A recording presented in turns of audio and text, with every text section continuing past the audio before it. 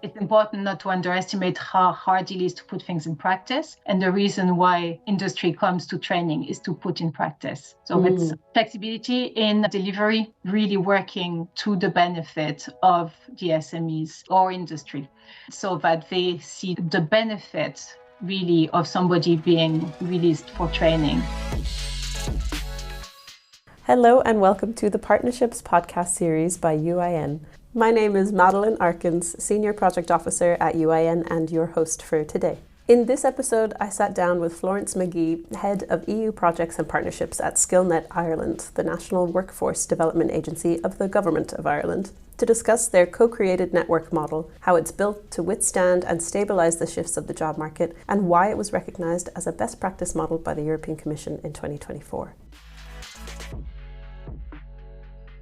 I have the pleasure of speaking with Florence Magee today about how Skillnet Ireland builds future-ready talent at national and European scale.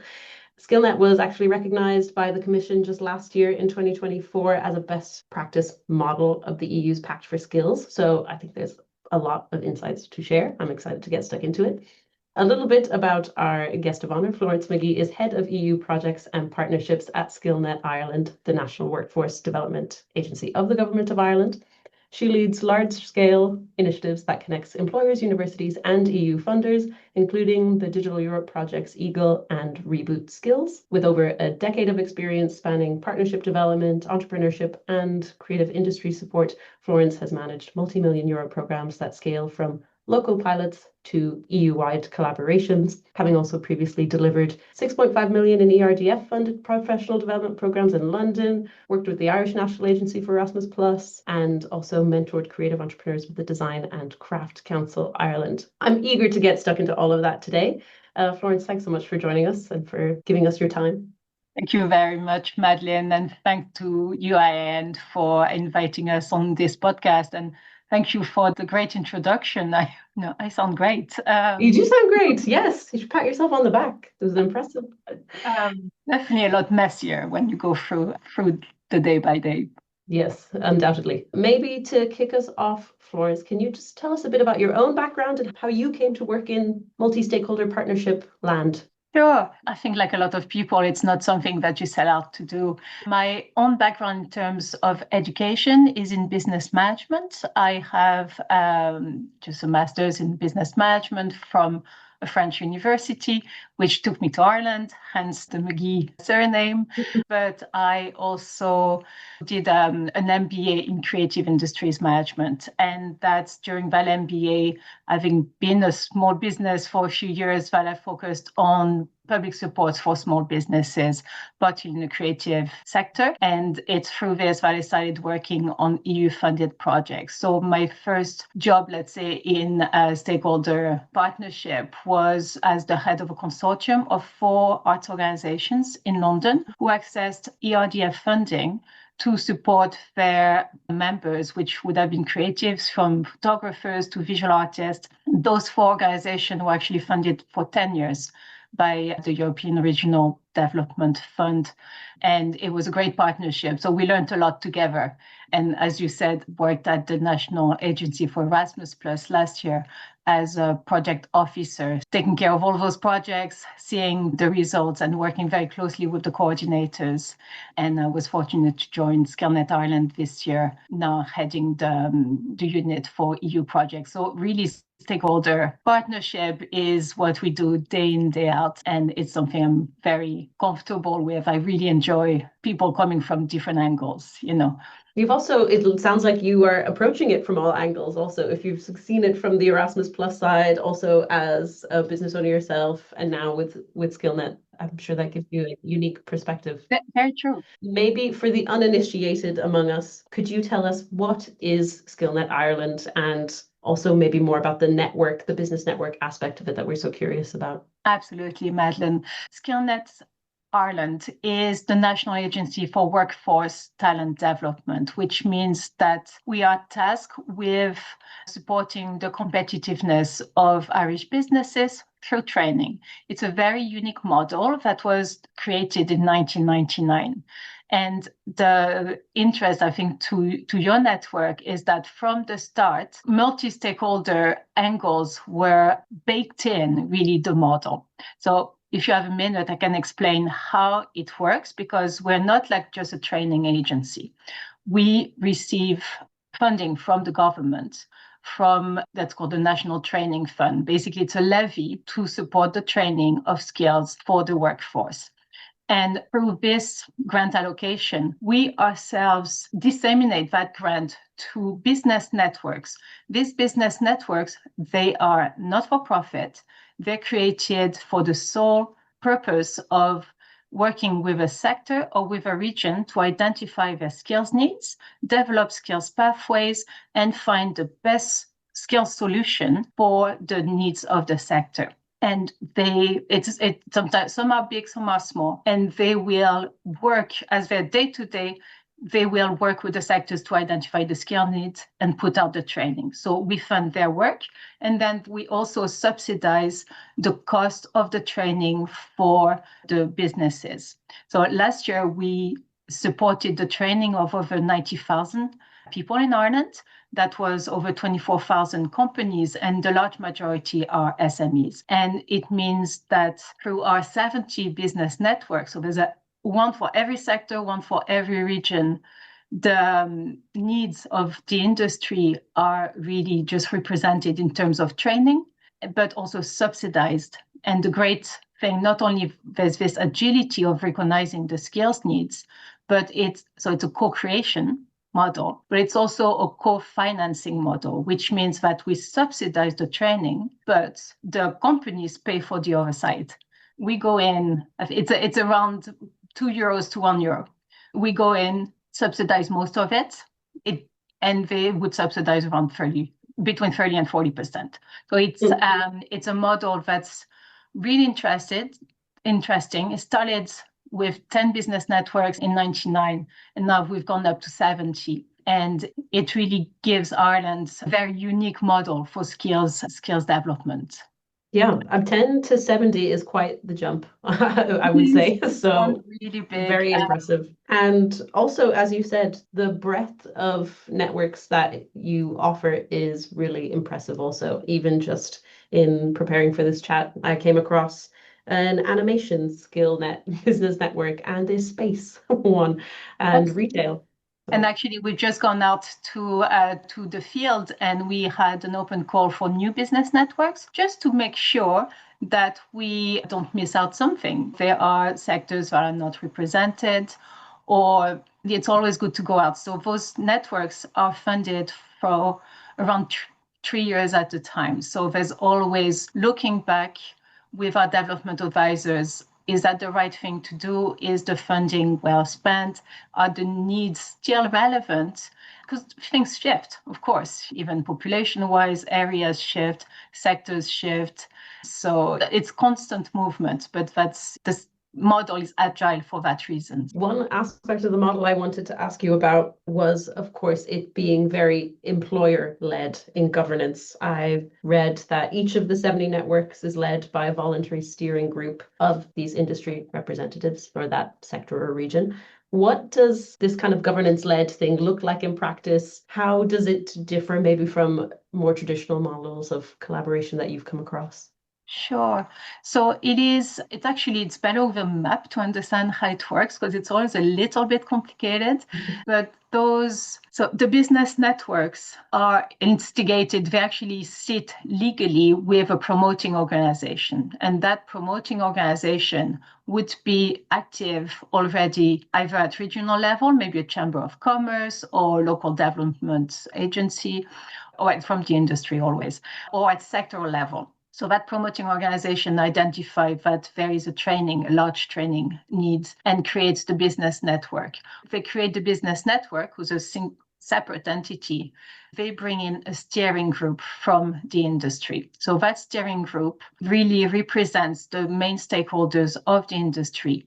And it is part of their work, it is all of their work to guide the network manager and the team in terms of what are the needs of the businesses in the area, what are the needs that are coming up, what are the labor shortages, and they advise the network manager. And they have meetings at least once a quarter, I think. So it's that constant dialogue, which means that skill solutions can be developed exactly for the needs of the industry. And in a way, the difference that it gives compared to traditional models is that training is only created if we know we're going to have participants. It's only when the industry has said, no, it's that new regulation came in, we need to form people for that, the certificates maybe, or there's those new tools, everyone wants to learn about Power BI. That's where we need the training. Not only we know participants will come in, but when companies have been on those steering groups, they know the training is coming. We know that they already are bringing their staff. They'll say, oh, I know I have training needs of X amount of people next year or the year after. So it's very reactive. We don't wait until we go out to the market, like you often do when you design a training solution, then you release it and then you communicate. Cross your fingers. Yeah. And you cross your fingers that they will come. So that's our model actually tests. It's not even testing. It's really just asking, what do you need from the start? And we co-create from the start. And then the network manager, the business network would go out to the event, the training provider, and the conversation starts to adapt what training is available to the needs of the industry. We often work with the universities and we find that there's a lot of work that is needed to develop, particularly initial training, to just shift to the needs of the industry. Absolutely. But it sounds like in this co-creative model, you really have built-in marketing and promotion from the outset, which is oftentimes half the battle, I think, in getting these kind of reskilling, upskilling programs off the ground. Yeah, it's funny because it's not seen as communication or advertising as much as working with the community of businesses and employers that you're working with already. So they have a seat at the table from the start. Actually, we start with their needs and then we go to the experts. So it's just really turning it. And that means that, of course, then the audience is ready-made for it. Yeah, absolutely. I'm also curious about the joint investment that you brought up when you were introducing Skillnet Ireland, in that it is both granted this grant allocation from the government, but also includes this joint investment private funding mix from those industries that are part of it. How does this kind of public-private funding mix influence the business networks, the network as a whole, its speed or relevance in kind of program development to you, or if at all? It is at the heart of it. And I have colleagues who could talk a lot more detailed about that. In terms of the business networks themselves, they put a plan together. And the level of public money that's going to be used for each to support is decided on the criticality of the skills, whether it is, we're trying to push an area that is of importance for the country. We also have a Skills Connect program, which is funded by ESF Plus, of which we have about 10 million funding every year. So these are for people who are further away from the workforce, and these are brought out for free. So it goes from completely subsidized to, let's say, we have a large company who wants a training to be developed for their own staff, then they're going to pay a lot more. So it's a sliding scale. And just to say, we also have initiatives that we run out of Skillnet Ireland that are fully supported by the government for specific sectors like the offshore energy, or we have a mentoring program. And of course, the European program projects that I run, they're co-funded between national government and the European Union. Okay, and so back on these European projects, this is it's obvious that Skillnet operates as like a real stabilizer, it seems, of the talent development amidst all of these unpredictable and unprecedented changes and shifts in job market needs. But how do you engage with universities outside of Ireland? Would that be primarily through your project work? So it would be through the European project. So we have currently 7 EU-funded projects, 5 through Digital Europe and 2 through Erasmus+. And we're very fortunate to work with, I think, 115 partners across the EU, and that's almost 50 HEIs, universities and higher education institutes. So we very much partner with them through those projects, and that brings in a lot of best practice, a lot of sharing of points of view and getting to work together. In terms of the universities of Ireland, they often work with the business networks in responding to the needs of the industry as training providers. A need would be brought out on, let's say, a tender platform, and they would reply to it. And they will start working with the business networks, either with, an off-the-shelf solution that they have already, or designing something with them. Do you want to be a part of a global community where universities, businesses, and public organizations come together to solve the world's biggest challenges? At UIIN, we equip our members with the skills, tools, and strategies they need to create impactful partnerships that drive real-world change. Whether it's upskilling your team, strengthening your institution's partnership efforts, or becoming more entrepreneurial, UIIN empowers you with the knowledge and support you need. Join us today. Visit uiin.org to find the best plan for your organization. Okay, great. Maybe on that point, I see we have a question from Laura Mahoney. She asks specifically about collaborations with universities. What are, in your experience, in your perspective, the specific challenges or benefits of working with universities and the challenges or benefits of other training providers? It's a very good question. I don't think I can share a full comparison between both. We do have, you can imagine, across 70 business networks with multiple training programs. I can't remember the figures, but it's in the hundreds of thousands of hours of training. So we do everything. My own experience is mostly with universities through those EU projects, but actually we're going to bring out recommendations through our EU project called Eagle that's finishing at the end of the year. And it is a project looking at digital skills for SMEs. And I have some recommendations. Do you want a little sneak peek of our recommendations? Yes. Absolutely. So that's going to be available on our website from let's say late November, December onward.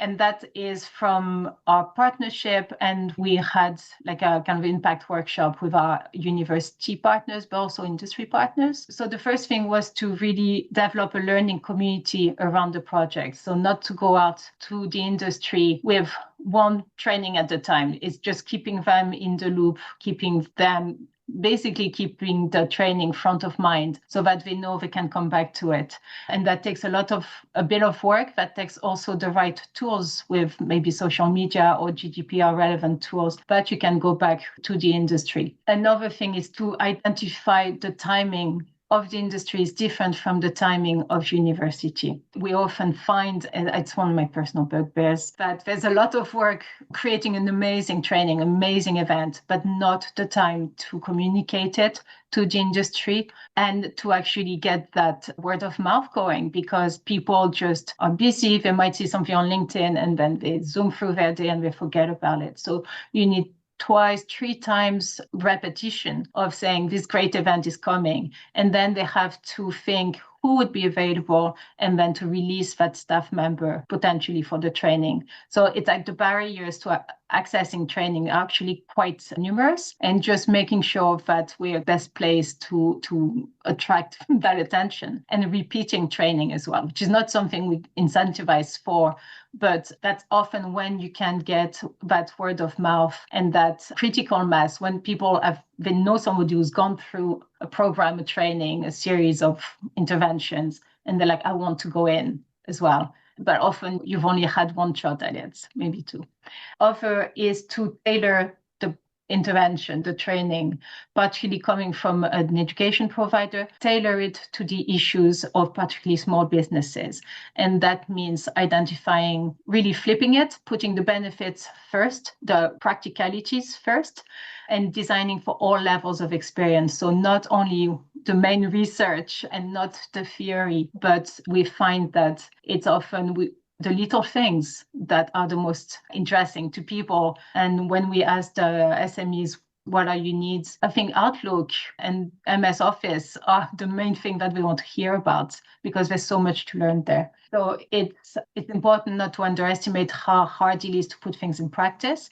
And the reason why industry comes to training is to put in practice. So it's flexibility in delivery, of course, hybrid, but also keeping time for in-person time. And then trying to, again, as I said, really working to the benefit of the SMEs or industry, so that they see the benefit really of somebody being released for training.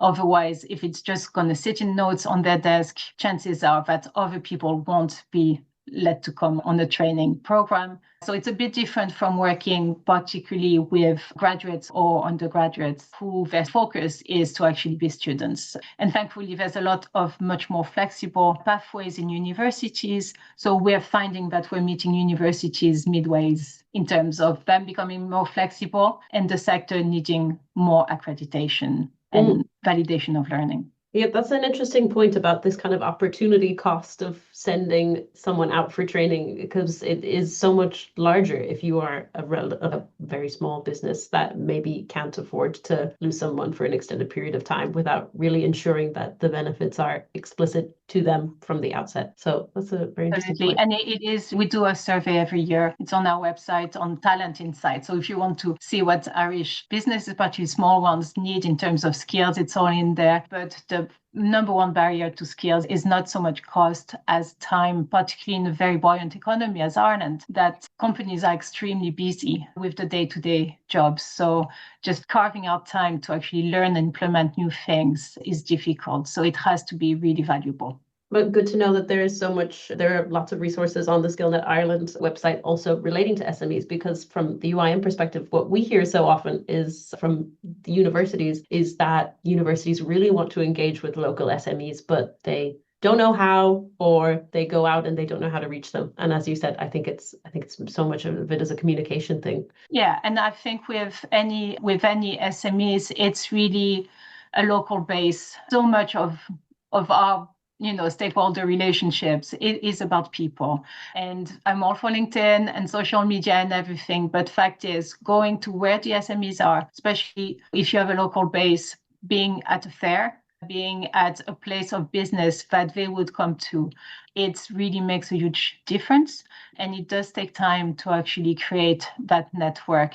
But it's that maybe that longer view that maybe universities are better at having than private training providers, because there's a different standpoint, or maybe training providers are different in other countries than Ireland, but we find the universities very keen to develop a local base, to develop a network around their expertise. And it's just really going out of the university that's going to do it.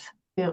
Absolutely. I feel like, Florence, we probably have time for one more question. If there aren't any questions in the chat, I'm going to leave a moment in case something comes to someone spontaneously. I wanted to ask about the sustainability of the network as it has grown exponentially since it began in 1999. What's the most important thing that you do, either in your project work or speaking more from the business network side, to keep the model impactful and continuing to be relevant as it grows? Sure. Well, I guess that's what we do day in, day out every year, because not that we don't have a long view, we're here for 30 years. We would be here for another 30 years. Because of the nature of the model, it allows great reactivity. So what we do is that we review each business network manager. We have a development advisor who works with them, and really just every time they go out for funding, they make sure that it is the right thing, it's relevant. And as an agency, we review where the funding is put, whether it is for European projects or initiatives or business networks. So we're constantly adjusting to the needs of the sectors and identifying best practice and how we can just do things better.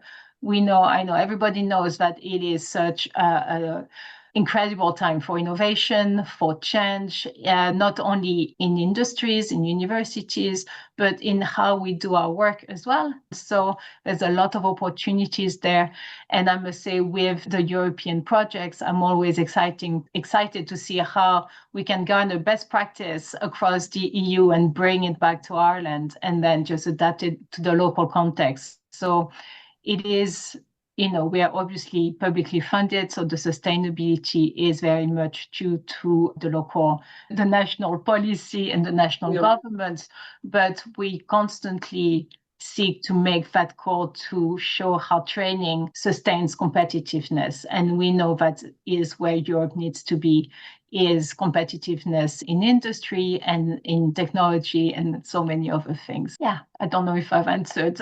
You absolutely have. No, and I think it's a testament to our small but mighty country that we continue to, as you say, have such a buoyant workforce and educated, upskilled workforce because of initiatives like Skillnet and all the great work that you and your colleagues have done over the last 30 years. So thank you very much. This was really insightful conversation. I do still want to ask you about your hand weaving past, but we'll save that for the next episode of the podcast. Florence, for anyone who'd like to get in touch or indeed hear more about the recommendations from that project that you mentioned earlier, how can they reach you? So they can reach me on LinkedIn. That's probably the best. And then I can put in my email address here if anybody wants to reach Great. out. I'm always very happy to have conversations, and I can pass on anything as well. But I hope people found it interesting. There's a lot of material on the Skillnet Ireland website.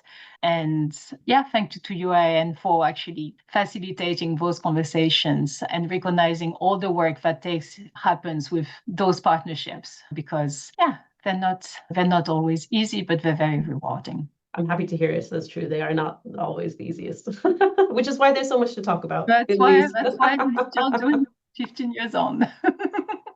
Exactly. Florence, enjoy the rest of your afternoon, and I hope we get to see you again soon. Thank you again. Thanks, everyone. So much, Thank you. Thanks, everybody. Thank you for listening to the discussion. Follow UIN on LinkedIn, and if you're enjoying our podcasts, make sure to subscribe, rate, and review on your podcast platform of choice to help others find this content too.